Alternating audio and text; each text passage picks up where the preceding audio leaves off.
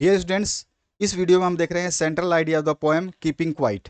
इससे पहले जो है मैंने आपका सेंट्रल आइडिया करवा दिया है किसका, एक आपका मदर एट 66 का और स्लम एरिया स्कूल वाला जो है वो वाला। तो दो हमने चैप्टर्स कर लिए हैं अच्छे तरीके से, उसको हिंदी और इंग्लिश वर्जन में समझ लिया। अब हमारा तीसरा जो चैप्टर है कीपिंग क्वाइट, इसका सेंट्रल आइडिया डिस्कस कर रहे हैं, जो आपके एग्जाम में 4 मार्क्स देता है। ठीक है, 4 मार्क्स का सेंट्रल आइडिया पूछा जाता है, ये आपको ध्यान रखना है। इसके अलावा मैंने बहुत सारे स्टडी मटेरियल आपके प्रोवाइड कर दिए हैं, बाकी चीज़ें मैं आपको बाद में डिस्कस करते हुए बता दूंगा। और यहाँ पर जो पोएम का सेंट्रल आइडिया है उसको पहले डिस्कस करते हैं हिंदी प्लस इंग्लिश वर्जन में।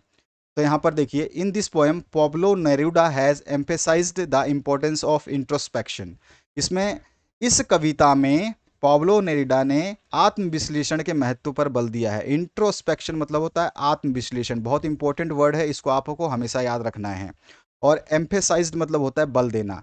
तो इस कविता में पाब्लो नेरूडा ने आत्मविश्लेषण के महत्व पर बल दिया है। Man has become very selfish and his own action cause him many miseries. यहाँ पे सीधा सीधा बोला गया है, मनुष्य अत्यधिक स्वार्थी हो गया है एवं उसके अपने कर्मों के कारण परेशानियों का सामना करना पड़ रहा है। तो man has become very selfish and his own action cause him many miseries. Many miseries मतलब होता है बहुत सारे परेशानियाँ। तो बहुत सारी परेशानियों का सामना करना पड़ रहा है। क्यों? क्योंकि यहाँ पे सीधा सीधा अगर इस लाइन को हिंदी में बोलूँ तो मनुष्य अत्यधिक स्वार्थी हो गया है और उससे अपने कर्मों के कारण परेशानियों का सामना करना पड़ रहा है। The world today stands divided by man-made boundaries of caste, creed, race, religion, language, culture, nationality and geographical divisions।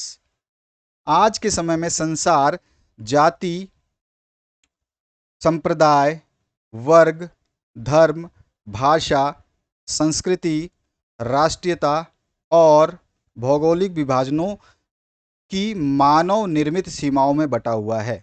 Man made, ठीक है, इसलिए लिखा हुआ है मैन मेड। तो यहाँ पे सीधा सीधा अगर दोबारा बोलूँ तो आज के समय में संसार जाति, संप्रदाय, वर्ग, धर्म, भाषा, संस्कृति, राष्ट्रीयता एवं भौगोलिक विभाजनों की मानव निर्मित सीमाओं में बटा हुआ है। We need to rise above this small issues. हमें इन तुच्छ विवादों या फिर तुच्छ मानसिकताओं से ऊपर उठकर उच्च लक्ष्यों पर ध्यान देने की आवश्यकता है।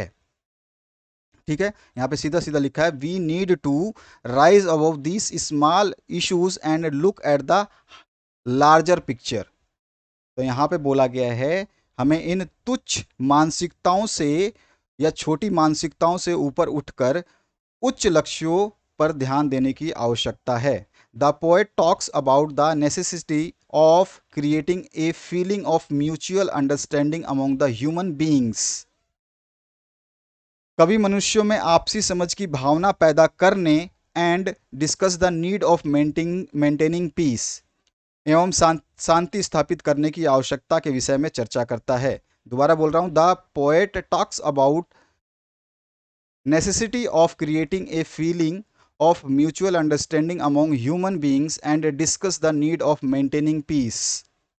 कवि मनुष्यों में आपसी समझ की भावना पैदा करने एवं शांति स्थापित करने की आवश्यकताओं के विषय में चर्चा करता है।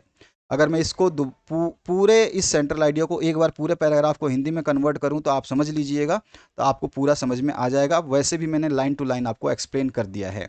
इस कविता में पाब्लो नेरूडा ने आत्मविश्लेषण के महत्व पर जोर दिया है या बल दिया है। मनुष्य अत्यधिक स्वार्थी हो गया है एवं उसे अपने कर्मों के कारण परेशानियों का सामना करना पड़ रहा है। आज के समय में संसार जाति, संप्रदाय, वर्ग, धर्म, भाषा, संस्कृति और राष्ट्रीयता एवं भौगोलिक विभाजनों की मानव निर्मित सीमाओं में बटा हुआ है। हमें इन तुच्छ मानसिकताओं या तुच्छ विवादों से ऊपर उठकर उच्च लक्ष्यों के ऊपर ध्यान देने की आवश्यकता है।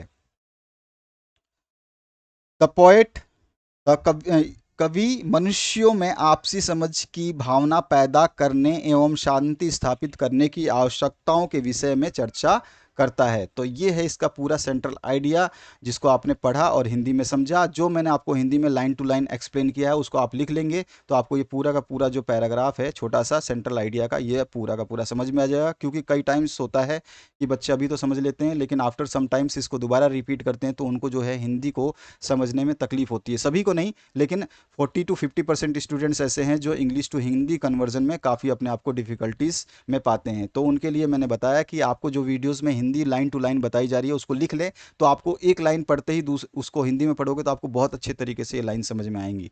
तो मैंने अभी अभी आपको इस पूरे पैराग्राफ का हिंदी वर्जन समझाया, लाइन टू लाइन स्पेल किया मैंने आपको, तो इसको आप अच्छे से याद कर ले। और अगर इस चैप्टर का कीपिंग क्वाइट का आप स्टेंजा वाइज एक्सप्लेनेशन चाहते हैं तो आप हमें कमेंट सेक्शन में कमेंट कर देना। हर आपका स्टेंजा का छोटे छोटे जो पार्ट हैं, छोटे छोटे जो टुकड़े हैं, पद्यांश हैं, उन सभी पद्यांश का जो है हम हिंदी में अनुवाद करते हुए उसके वर्ड मीनिंग को समझते हुए पूरी व्याख्या के साथ में उस पूरे लाइन को समझेंगे या पूरी कविता को टुकड़ों वाइज समझेंगे, ताकि आपको आसानी हो समझने में। और स्टेंजा को पढ़ना और उसको समझना बहुत ज़रूरी होता है, तभी जाके पोइट्री सेक्शन ईजी लगती है। अदरवाइज पोइट्री सेक्शन हार्ड होती है, क्योंकि इसमें वर्ड्स जो हैं वो ऐसा ही होता है जैसे आपने रहीम के दोहे या कबीरदास के दोहे सुने हैं, तो उनके आप जब तक उनकी व्याख्या नहीं होती तो आपको समझ में नहीं आता। तो ऐसे ही इंग्लिश में भी पोएम्स होते हैं, इनमें भी वही मुहावरे वगैरह सब कुछ जो है शॉर्ट फॉर्म में लिखा जाता है, और बाद में जब हम इसको मीनिंग को डिस्कस करते हैं तो मीनिंग कुछ अलग निकलती है, और उस पोएट को हमें समझने के लिए उसकी व्याख्या को समझना बहुत ज़रूरी है। ठीक है, तो ये समझ में आ चुका होगा। ये 4 मार्क्स का आपका आता है।